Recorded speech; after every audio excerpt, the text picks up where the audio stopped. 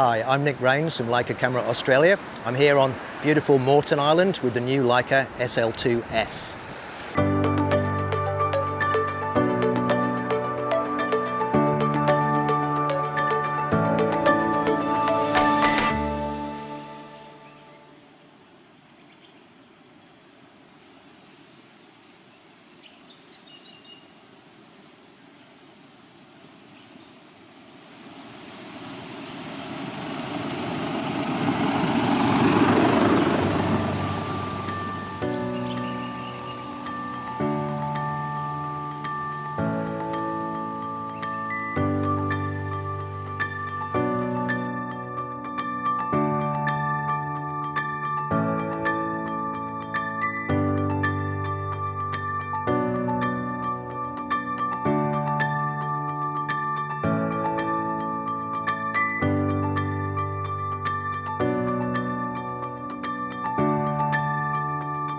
So what is the SL2S?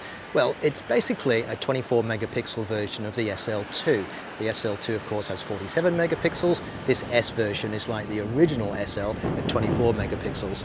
So you could think of it in terms of being the original SL, but with all of the goodies of the SL2. And by that I mean the image stabilizer, the in-body image stabilizing system, which is really, really useful, and also the multi-shot mode, which gives you almost a 100 megapixel capture using the multiple shots, which is really quite sensational. I've been testing this camera out on Moreton Island here in Queensland, so let's have a look at some of the results.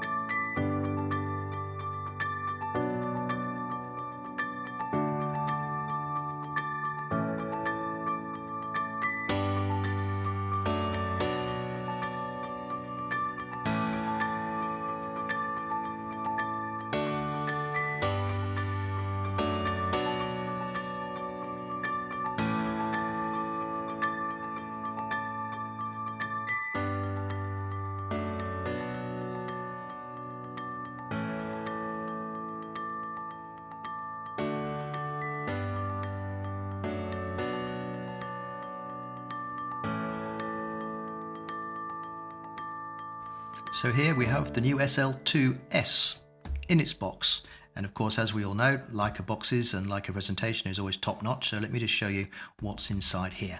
I'll just change to my overhead view and do that, then we should be able to see what I see. So let me just open this box up, and there's the rather neatly cut foam insert with the Lightroom, Adobe Lightroom subscription documentation there.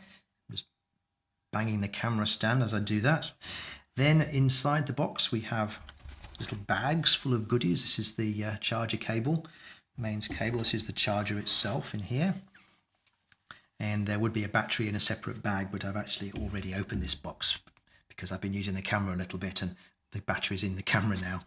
So let me just pull out the camera out of its little slot, and you will see very clearly that this is essentially identical to an SL2.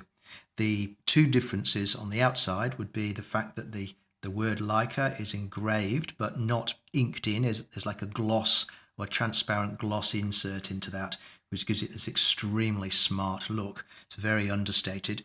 And then on the side of the viewfinder housing, if you can make it out just where my finger is there is a little reference point to mark where the sensor plane is. So if you had to measure off the sensor plane for some reason, you would know exactly where to measure off.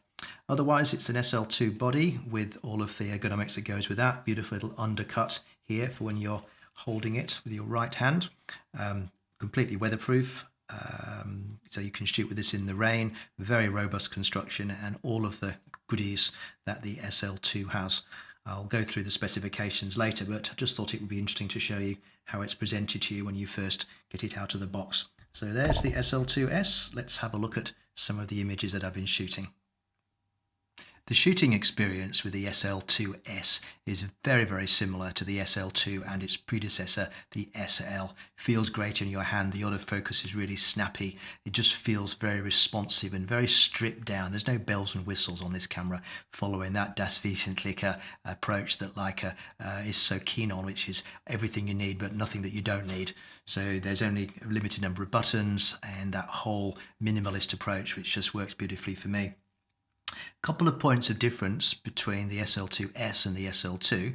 The biggest one, of course, as I've mentioned, is a 24 megapixel sensor, and it's had the autofocus tweaked to be more responsive. So the SL2-S, S kind of stands for speed, because you've got a 25 frames a second shooting mode, which is, well, video is filmed at 25 frames a second. So you're essentially shooting at the same speed as video is filmed, which is quite astonishing when you think about it. And from the specifications, if you're shooting JPEGs at 25 frames a second, the buffer will not fill.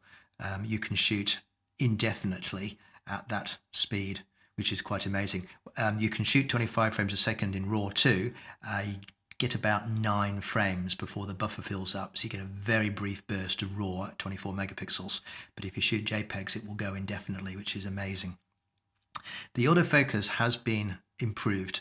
I was able to shoot some tracking images of my car just to see how it went, and I was very, very impressed at the hit rate. I'll show you some pictures in a sec, but essentially the car was driven towards me at 40 kilometers an hour, which is faster than anybody could run, and out of 20 frames, 19 of them are sharp. It just missed the very last frame when it was right in my face. So that's a pretty good track record, I would say. I'll show you those pictures in a sec. I just want to sort of talk a little bit about the experience of shooting with it. The other thing that I noticed, which is a little bit hard to quantify, but the color seems to be just a little bit more vivid. I have no knowledge of changes to the processing algorithms behind the scenes, but my impression straight out of the camera, straight into Lightroom, was that the images were a little bit snappier and a little bit more punchy. Really hard to quantify. I didn't get the opportunity to do a side-by-side test with the SL2 itself, so that's just purely a subjective opinion. They are as sharp as you would expect. Everything about it works as you would expect. The two main points of difference, as I say, are the speed of shooting and the autofocus, and the fact that it's a reduced resolution sensor. Now, I shot with the SL itself right the way from when it came out, right the way through till I got my SL2, and 24 megapixels, believe me, is more than adequate for 99% of the tasks you're likely to want to do, particularly from a professional perspective. Having 47 is great, but it's not mission critical. And of course, if you do want more scale, more size of files, you still have the multi-shot mode in here, which gives you 4 times 24, which is 96 megapixel capture. That ends up at about a 300 megabyte TIFF file when you open it up in Photoshop or something like that. So if you want the extra resolution, you've got the multi-shot mode. And of course, just like the SL2, it has the image stabilizer as well, which I generally leave turned on when I'm hand holding and turned off when I'm not, like most people would do.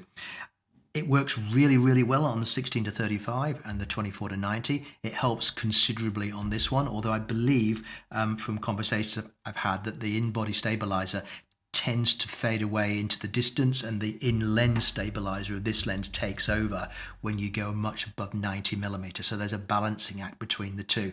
Exactly how they balance between them, I'm not entirely sure, but I do know that I can handhold the 24 to 90 and the 16 to 35 down to about a quarter of a second, and if I'm really, really careful, 1 second, which is really quite remarkable. So that's the camera in a nutshell. Best thing to do is just to go through a few of the images I shot in my couple of days that I had the camera and just make a few more comments about it. So why don't we do that? I'll just swap over to Lightroom and disappear myself and cut to the Lightroom screen, so you should be able to see that. Like I said, I didn't have a huge amount of time, and when we were over on Moreton Island, which is off the coast of Queensland where I live, it was mostly sunny, so we didn't have much opportunity for amazing lighting effects, but I still managed to get a few decent pictures. And I'm just going to start going through some of the images just quickly, and I'm going to leave up the metadata on the top left-hand corner of the screen here, so that I know people always want to know what lens and what focal length and so on. So you can read that, and if you freeze frame it, you'll be able to see that that was taken 280mm. That's the 90 to 280, of course. 250 the f4, and I use these cameras pretty much wide open all the time. So the lenses, I should say, the lenses were designed to be shot wide open. I just don't really need depth of field with this type of picture. This is a she oak near where we were camping, in fact, and I was just enjoying the early morning light and just seeing how the lens performed to be used as almost a macro lens. So these are taken maybe 5 or 6 feet from my standing position, the dew hanging off them, and it's razor sharp. Let me just go to that third one, and you can see if I just zoom in, and there you can see quite clearly. That's at 800 ISO with no noise reduction. You can see quite clearly how good that is. Then some other ones, just enjoying the light. It's a pandanus base, some interesting root patterns. I was really just shooting snapshots. I have not had the opportunity to shoot this camera in a commercial sense yet. It's all very new. We've only got a limited number of bodies in the country for us to use before it was released, so I was given my little ration of time with it and had to make the most of it. This is looking up against the sky. Oops, that's not actually a Leica SL. Oh yes, it is. Is it? It is, yeah. I just put the 19 to the little CL lens on it just to see how it went. So that's the 18 to 56. And I did use the macro lens as well, the TL macro lens. Now that does drop the resolution down to 10 megapixels, I believe, give or take. So something that does lose resolution, but I just wanted to see how sharp it was, and it is quite superb when you look closely into that shot. Then back to the SL2. This is on the 16 to 35 lens. This is a panorama, so I've shot 180 degrees handheld using the stabilizer. Lightroom's done a really good job of stitching it together.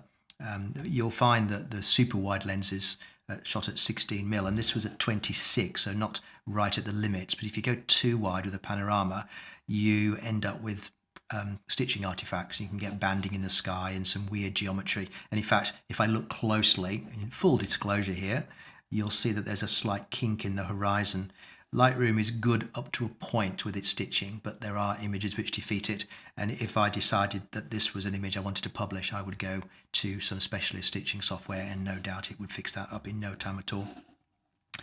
Same approach here. That's the 16 to 35 at 19mm. Again, a stitch. It's done a much better job there, but if you look really closely, there is a little kink in the horizon there, which of course you can't do anything about in Lightroom. It either works or it doesn't, but that's okay.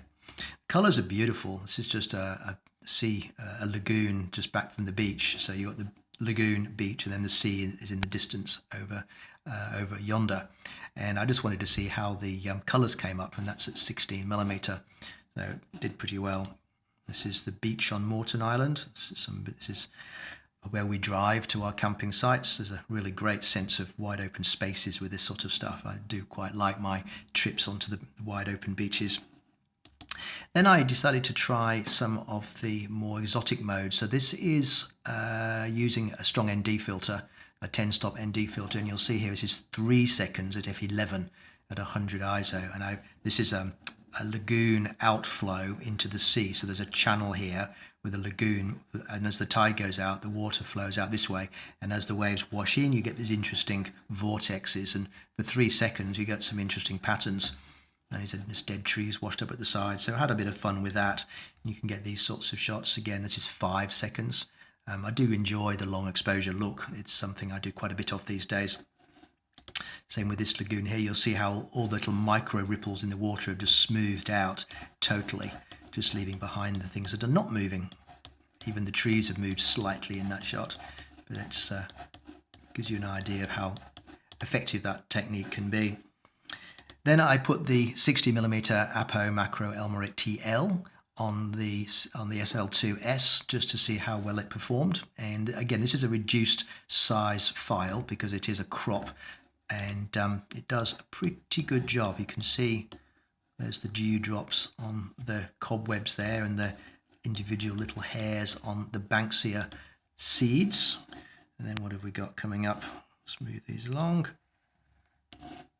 That's a slightly wider shot of the same thing. There's a really nice result. And there's the Banksia itself, the flower. It's one of our common coastal dune plants, the Banksia. And I think you'll agree that's not too shabby at all. Beautiful light too, and it's beautiful rendition. It's contrasted. The sun's on this, but it's not so contrasted that you've got an overly dark shade side to it. So beautiful low contrast results. Then there's some of the grass trees which were flowering. That's one that's got lost on the way up. There's 90 to 280 again, 90 to 280 again. I think that's the one that I've focused on. A bit hard. There we go. Yeah, you'll see that it's pretty crispy. Then here's those car pictures. Let me just go to grid view and you'll see what I did. So this is one continuous burst of pictures. I shot JPEG because I wanted to make sure that I didn't run out of buffer. I was just testing it out, and I did shoot quite a few pictures of my car being driven towards me. So this one here you'll see is bang on the number plate and the lights. That's pretty good. And then as I step through them, I'll just do it quickly. You can see the car coming towards me, and it's refocusing each time. This second to last one, filling the frame and slightly beyond, absolutely nailed.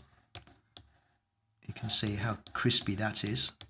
So this is on AFC and field focusing. I did it with both field and zone, and it seemed to work well in both modes. The last one just lost. Now, I think if you look carefully and you consider this is actually not a focusing problem. This is a camera movement, because the car is going very quickly past me relatively, and that was shot at even at a 500th of a second.